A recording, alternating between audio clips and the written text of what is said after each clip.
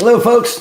Welcome to Pro Trader Strategies. My name's Eric Wilkinson, and this is Spotting the Trade. Before you guys go, make sure you guys are smashing that like button. I like to look at it like you're feeding one of those little crawlers or those bots out there, and that thing is going to run out there and find somebody else just like you to throw this information to. So please smash that like button and feed those bots, all right? And throughout this video, comment over there at the side. I'm going to keep my eyes on it, and I will even circle back around for some of you folks that caught this on a delay. So make sure that you guys are commenting. I'm going to make sure I pay attention. And finally, subscribe, you guys. There's a little button down there where you can subscribe, and next to it is a bell. That bell will let you know when I come in unannounced. You know, we do have this scheduled for 11:30 Eastern, but in the mornings when I'm putting on trades, I'd love to jump on here and share that with you live while I'm going through that process. So if you have that subscribe button, click, you guys, or that bell, you guys will get a notification when I'm coming on.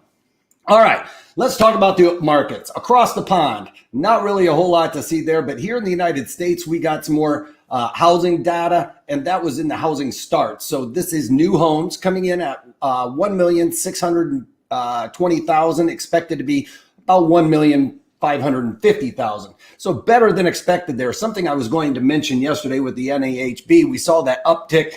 Home builders are a little bit more confident now. A lot of that has to do with the prices coming off on the materials that go into building a house. Copper has come way off, and lumber has actually come off to levels that we were seeing back in 2019, maybe even lower than that. So that whole spike in lumber has come back. We are still seeing a little bit of an uptick there in that lumber prices, but for the most part, commodity prices that go into building those homes has come off, giving the home builders a little bit more confidence to start building. And it even is showing up in the building permits. Remember, they can pull as many permits as they want, but it is a sign of future positivity in the market, right? So if you're pulling permits, you're thinking you're going to build on them. So 1,730,000 expected to be 1,600,000. So better than expected on that front, and the starts following through with that. So good to see there. Now, what else is going on for the rest of the day? Probably not a whole lot, folks. It's going to be shoring up the positions because tomorrow we have the FOMC meeting, and that's really going to be what people are looking at. No, they aren't going to raise rates. That's out of the question. But what everybody is waiting for is the signal of the taper. Now, if we're looking at the taper, what we're talking about is bonds. And what they do is they're buying assets. So what they do is they buy assets to push those prices higher.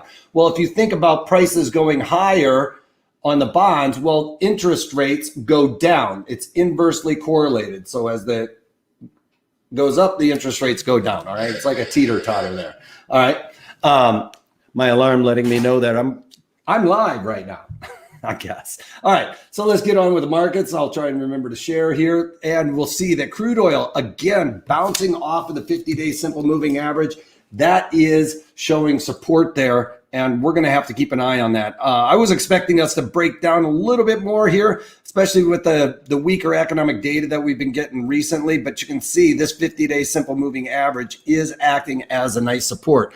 Any breakdown below this line, that 50-day simple moving average, it's looking like we are going to have this as a target because this is acting like a little bit of a magnet drawing that market back down here. All right. So that's where we're looking for if we break below that 50-day simple moving average here in crude oil. And I'm kind of, the market's a little overdone here in crude oil as far as I'm concerned. All right. Bonds, not a whole lot to see here, but yesterday we did try to peel above this 50-day simple moving average and came up just shy of that. Now, I don't expect us to see interest rates start to rise anytime soon. I don't think that we're going to see this taper happen from the FOMC. They might start talking about it, but I do not think that they are fully confident that they are going to start tapering anytime soon. And if they do, it's just going to be like a drop in the bucket in regards to pulling back on this asset purchases. It's just going to be a number that looks big to us, but is actually relatively small to the overall purchases that they've been doing.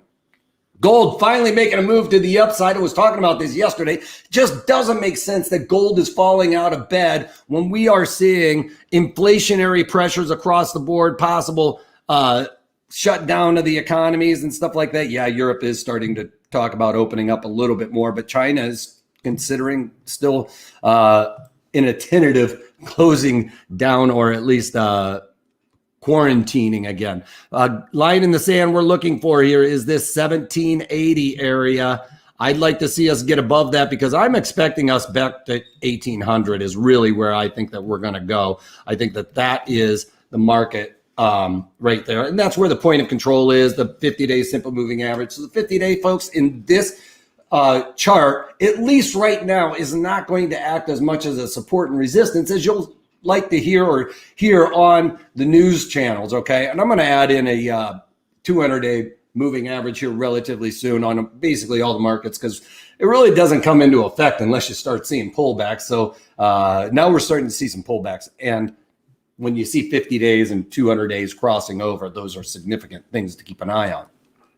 So I'm expecting us to peel back up into the 1800s. I was even expecting more of a 1900 move before we were seeing a 1700 move. So this is a bit of a head scratcher for me, especially with everybody's fears of inflationary pressures going on.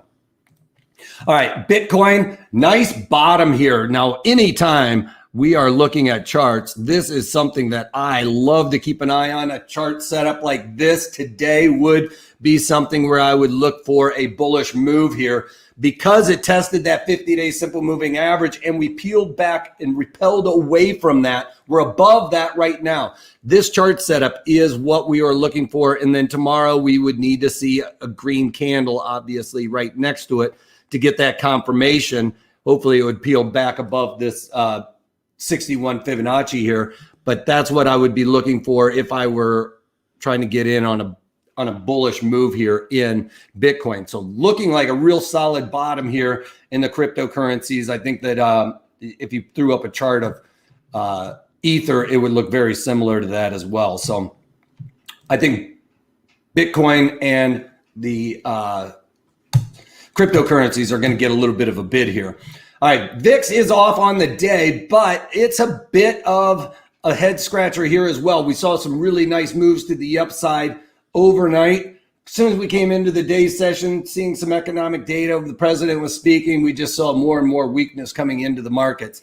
A little bit of a bounce here today. Is it turnaround Tuesday? I would not be surprised if we finished positive on the day, but I'm still bearish overall here. Anything coming out of the Fed that the market could perceive as an earlier, a precursor to an interest rates rise, that is going to probably be a wet blanket on the overall markets here. But you can see NASDAQ testing that 50-day simple moving average after yesterday. We talked about how significant it was going below that and settling below that. Well, today we tested it on the upside, right? Acted as support, peeling down. Now it's going to be like a resistance going up. And we can see that that's working. Those levers and pulleys are working here today.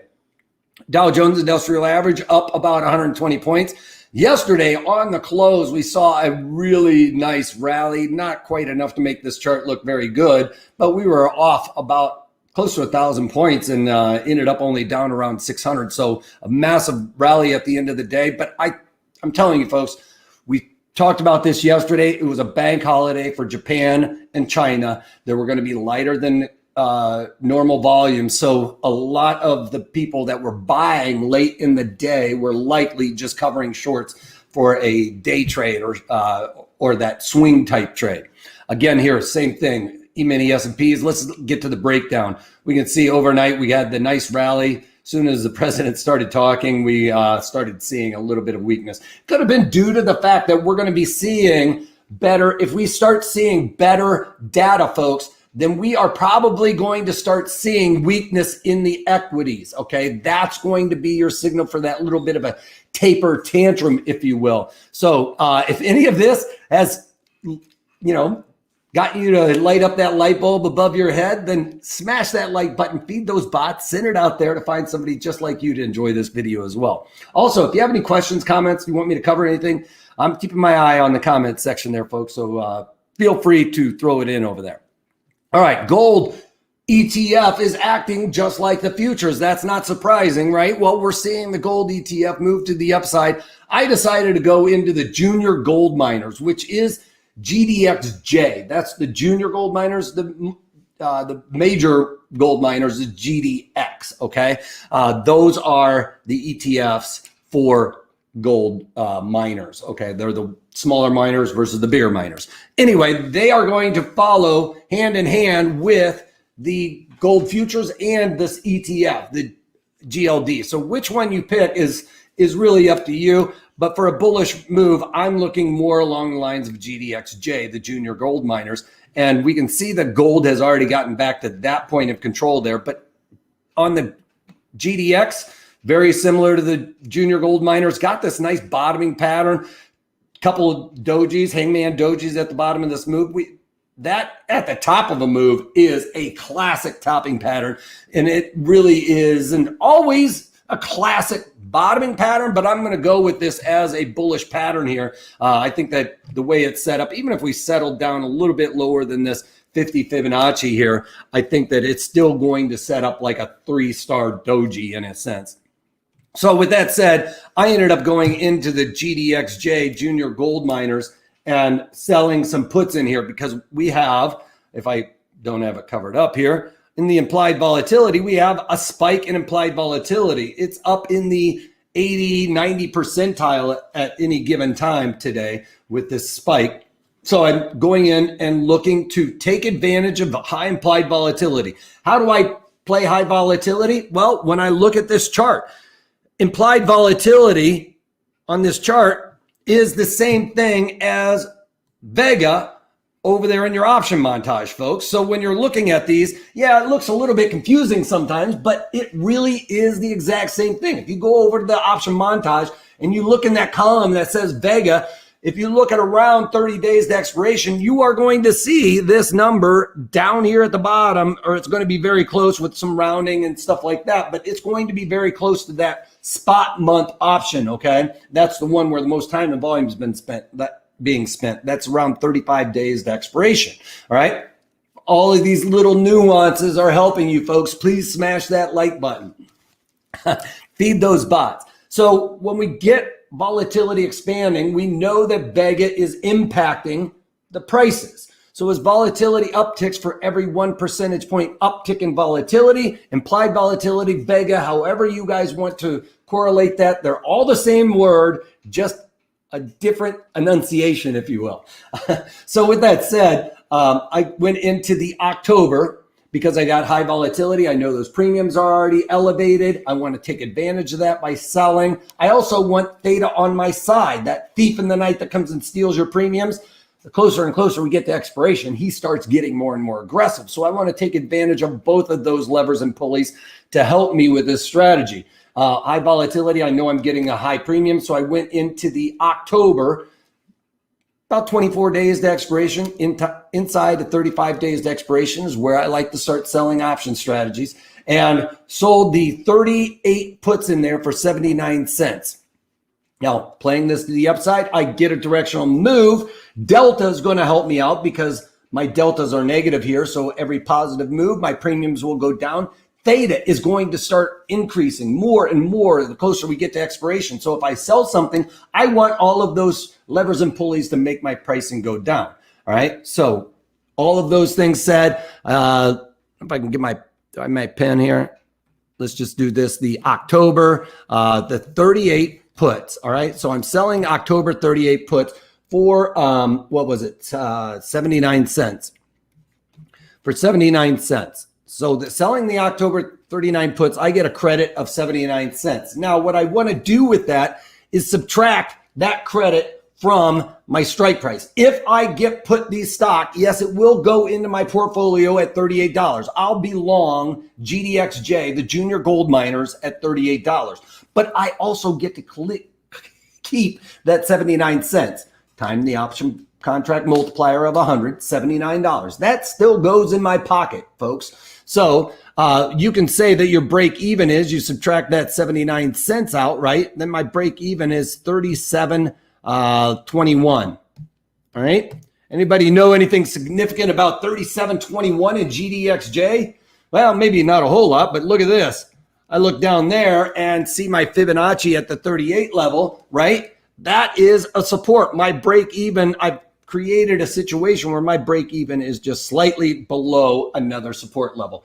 Beautiful strike location as far as I'm concerned. I've got a bullish setup here. I've got another support level if this starts breaking down, and I got high volatility. So even if we just settle down right here, I don't even get my directional move and it just starts trading right here at around 40 for the foreseeable future. Well, we'll see volatility come out and this strategy will start working out quickly. All right. So that's the only thing that I've added, looking at the gold to play it for an upside. I've been talking about this for weeks, that it just doesn't make sense with the inflationary fears. I think the gold should be making a move to the upside. So I'm going to try and take advantage of that with this trade, adding bullish deltas. I am looking to take off a couple of negative deltas, remembering some of those other ones that I've added recently with the high implied volatility. I've gotten a little bit of a bounce here today. I might be taking off some of those long deltas here that I added in the last couple of days. But that for you then, hit that subscribe button and the little bell, because if I pop in here later on today, I want to make sure you guys are participating in that. So if you get that bell, you'll get the notification.